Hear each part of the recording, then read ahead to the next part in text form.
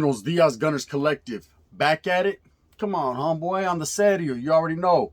Like a motherfucking smack addict, right? And as you can tell by today's thumbnail, bullies with foolies. Pero not fully clips, fully functioning bullies, right? People that bully people within the prison system, juvenile halls, California youth authorities, even on the calles, man. They're not to be tolerated. People don't like them, Sasuke, but they're part of everyday life. You know, I had bullies from my neighborhood.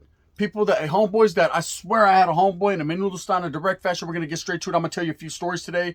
A few intricate stories, man. A few detailed stories into how I came across some bullies, man. I was like, Sasuke, damn, this vato was way too much, right? We're going to talk about my homeboy from my neighborhood, as well as a vato that I ran into in the California Youth Authority that was doing someone real dirty and how it all played out, man. Because bullies will not be tolerated in the game. That's just part of the game. Anyways, trip out. So, with that being said, let's talk about one of my homeboys from my neighborhood, Charlie Boy, right? OG Charlie Boy. This vato my whole life was in and out of prison.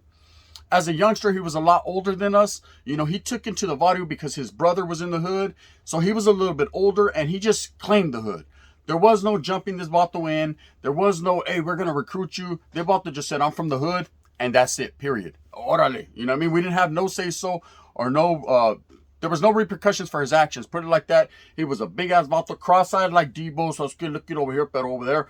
And kind of did what he wanted. And I remember he used to come around, and just like the movie Friday, when Debo would come out, everybody would tuck their chains and shit. Motherfuckers, he'll turn your pockets inside out. He was one of those type of dudes. We always got along real good. There was always a respect factor between us. It wasn't because I posed a threat to him or he feared me. He just liked me. You know, some people just like people and it's just all good. You know, didn't make me any different from any of the other homeboys. The vato just took to me and he liked me.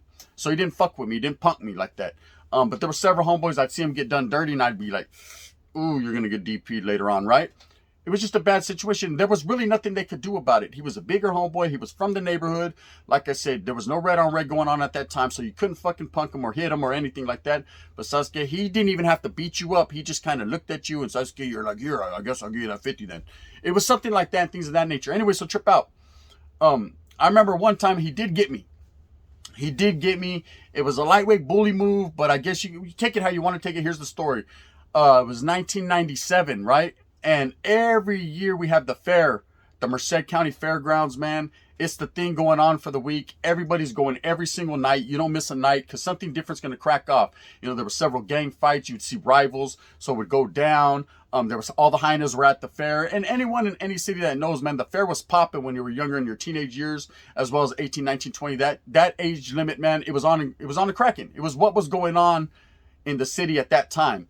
So we all looked forward to it. We'd all stack our chips. We'd all stack our bread. So that way, when the fair came around, we were able to go have it our way every night, go eat that good food, go knock a good hyena, have the after party at the Homeboy Ernie's house. Bang, bang. It was going down, right? So what had happened was Charlie Boy was locked up. Didn't see him too much, right? Didn't see him too much. He would just pop up out of the blue. And the people that he hung around with, the crowd he hung around with were a little bit older gente. So it wasn't like hanging around with the neighborhood with our crowd, man. We had a different circle. There was different fucking cliques within the clique, if you feel me. You know, I know everyone does it. You have your three or four homeboys that you kick back with. That's your own little clica, your taitas. Anyways, he wasn't one of them, you know, by any means, right? But I happened to run into him. We're getting ready to go to the fair, man. And I had just copped some brand new Nikes, all black ones. You know, me rocking the size 10, 10 and a half. You know, I think I'm doing big things. And I remember Charlie Boy came. He had some fucking beat up ass, scuffed up ass Cortezes, man. Looked like he hasn't changed those motherfuckers since 83 when they came out, right? He was like, hey, Holmes. This is how he talked. Hey, brother, hey, them were some motherfucking clean ass Nike right there one time for my mentality, right? I was like, yeah, what's cracking with it, brother? He was like, hey, let me borrow those motherfuckers for the fair. I said, Charlie, bro, I'm going to wear them to the fair. He was like, well, do me a paro. I said, well, what is it, right? He said, let me borrow them tomorrow from the fair. That way you switch because I know you don't wear the same shit twice. I said, I got you, right? So, of course, man, I went to the fair that night, had it my way, knocked a good one, came back to the party. It was all good in the hood. And the next day, I'm thinking, this motherfucker forgot about it, right? I had them put up in the closet. They were icy, looking real clean. And this motherfucker came knocking at the door. Dum, dum, dum, dum, dum. It was like Debo. Fuck, that's Charlie Boy, right? He's like, hey, you gonna let me borrow those zapatos? I said, bro, what size do you wear? He's like, I wear size 12. I said, no, they're 10 and a half, bro. They ain't even gonna fit you. Charlie Holmes, I'll make them fit. I should have just told his punk ass no and just did it pushing, right? But at that time, I didn't want to get choked out. So I was like, orale, man, handle it, bro. Bring him back tomorrow, right? Well, let's just say 4 years later, I seen him wearing the same fucking Nikes, right? All fucking toes all curled up, you know, blood all over him, all fucking scuffed up. And I don't even know how he still had them after 4 years, right? Still had those motherfuckers on. And guess what? I'm going to be fucking totally honest with you. I didn't even ask about the shoes. No way. Right? He was on a good one at that point in time, and he was wanted by the authorities for several fucking things, horrible things. I didn't want no part of that. I was just like, damn, them some clean ass shoes, right? He was like, remember these? I said, no, I'm just saying, right? They were all fucked up. Anyways, that was part of the bullying tactics that he did. Pretty much, let me borrow it, but never bring it back type shit. But there were some instances where he would take people and, you know what I mean? Hey, can I borrow your mom for tonight? What the fuck, right? Bang, bang. This fool was crazy. So let's get into another story. California Youth Authority, Fred C. Nellis, right? Pobrecito, this guy. This kid was named Helmsley. I don't remember his first name. Okay, he was a little white kid. I think he was out of Wasco or Bakersfield or somewhere around that area. But I do know that he got to Nellis and he was trying to tell the vatos down there that he was a South Sider, right? They were like, hell to the fucking no, right? At no point in time says, watcha. You're not a Sureño, you're not a Southsider, you're nada, right? You were just a fucking poor white kid, man, that's coming in here, that's about to be advantage taken of him to the fullest, right? And they did that. And I seen a lot of things happening, man. This guy was getting bullied. A lot of shit happened to him.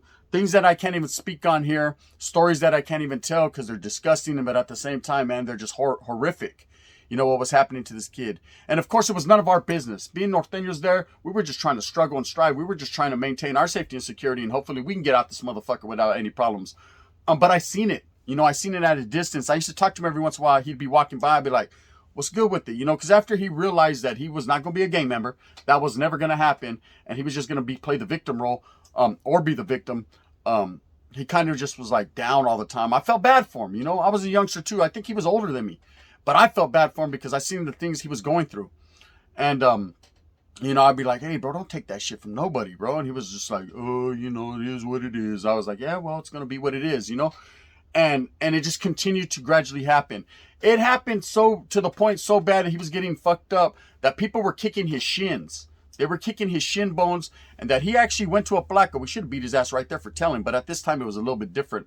But he went to a Plaque and didn't quite give up names who was doing it, but just kind of showed the Plaque his shins. They were all black and blue and swollen. And this is what the Plaque did for him. The Plaque pulled him to the side. I thought, okay, this fool's going to get off the unit. He's in there talking to the Plaque. He's probably telling on everyone. The Plaque brought him some shin guards. Brought him some shin guards to put on his shins so that way to protect him. I remember Vato kicked him like, what the fuck, right? The Vato had his guards up. But that's about all they could do for him at this place. And I'm telling you, this place was dangerous, man. Motherfuckers was getting punked all over the place, beat up, head split, all that. You go to the oil for the day, come back out in time for the spread and to watch Soul Train. That's what was going down. Real life. You know, there was nowhere to run and nowhere to hide. Who can I run to? There is no one to run to, Bob. Also, just go back to the auto and handle it. That's it. Plain and simple, period. So over time, I continued to watch this guy get punked. This happened over a year's period. You know, so it was constant. It wasn't like, oh, he'd get punked one day or get beat up or get harassed, bullied, and then the next day would be all good because motherfuckers was bored with it. They kept it going, right? And I'm not going to say one particular group. He started to get punked by pretty much everybody. You know, me and my group, we were pretty much out of it. Like I said, man, there wasn't very many of us to be pressing up on people. We were more worried about motherfuckers trying to steal something out of our locker so we can handle our business. But I watched it. You know, I watched it as a person, and I was feeling some type of way for this guy. So anyways, trip out. This is where it all goes down. An oppressed person, a person that is being bullied by people, can only take so much, gente. That guy, he was pissed. I thought the vato was like, fuck this shit, man. I'm tired of this shit. I don't know what was going through his mentality at that time, but I know he wasn't feeling it. You know, he was going to get menudo on these motherfuckers. He was going to knock someone out menudo style. It was coming. You could see the pressure building. People were starting to call his name and clown on him, and the look on his face was like, I'm not gonna take it. No, we ain't gonna take it. Orale, white guy. He wasn't gonna take it no more. You know what I mean? That vato was becoming Twisted Sister fast. He was about to handle his business, right? And I could see it coming. Well, anyways, the makeup of Nellis, when you go into the day room, there's two tubos, two TVs, one on one side and one on the other. And the day room, right? the norteños, we sat on the side wall, right? We sat on the side wall, so our backs were to the wall. We could see everything going on in front of us. These were just the chairs that we had. They were big Cadillac brown chairs for anyone that was there in the 90s. These were the chairs. We called them the Cadillacs. The first row was the Africanos. I think it was second row was the whites, what few whites were there. And the Southerners pretty much had all the rest of the rows because they were deep. Different ranflas, different carros, sat in different places. Everyone sat together. Okay. Now where these two TVs were, one TV played novelas and it played like the Spanish channel. Unless it was movie night, then both TVs watched movies. The other one was kind of the Africano TV. It played Soul Train. It played Family Matters. It played more shows that the Africanos wanted to watch. This was the division already. There was already a division there. There was already a split. And this is just how it was. You know, when it would be movie night or they'd play a good movie, then both TVs would be on the movies. Sports, same thing. Super Bowl, shit, like things of that nature. You know, but for the most part, they were separated. I'd be over there on the side trying to watch fucking Esmeralda, the novela. Esmeralda. That's what I was trying to watch. Anyways, or Soul Train. Here I am, babe. Orderly Al Green. We were doing our thing. Part of life. They're living in Nellis. Now, under the two TVs was an ironing board. Okay, with the iron. And I forget, man, it's been so many years. It's been 30 years plus. I don't remember if the iron was attached to the wall or not, but I know that you could iron, but you had to iron on the ironing board right under the TVs. So here it is, day room, everything's cracking, people are chopping it up, they're eating spreads, they're eating their bowls, busting their bowls, TVs are playing, a lot of activity is happening, you know, this is the day room, and people are playing cards or whatever they're doing, and this kid Helmsley used to iron, you know, on the ironing board. It wasn't his pants he was ironing several people's pants. The vatos, Sasuke, he could do a crease like Chucho from Mi Familia. Anyway, he's over there ironing, right? And this Africano, I'm not going to say his name, man. Let's just say he's from PJ Watts, right? He's from PJ Watts. He liked to play a lot. You know, he liked to play with everybody. I remember I used to get frustrated and tired of him because he used to always come out. He used to say, blame it on the Northerners. You know what I mean? That's what he used to always say. And I used to tell him, hey, man, don't bring attention to us. And me and him actually had to go behind the handball court on several occasions, but we became friends. We became friends because I understood that he was just a class clown. He just liked to play. He wasn't no punk by any means. He wasn't no sucker, and at the same time, he was down for his hood, but he just liked to play. He was one of those guys that liked to play a lot. Anyways, he started to play with this white guy all the time, Helmsley, you know, and Helmsley would take it from the raza. You had no choice, right?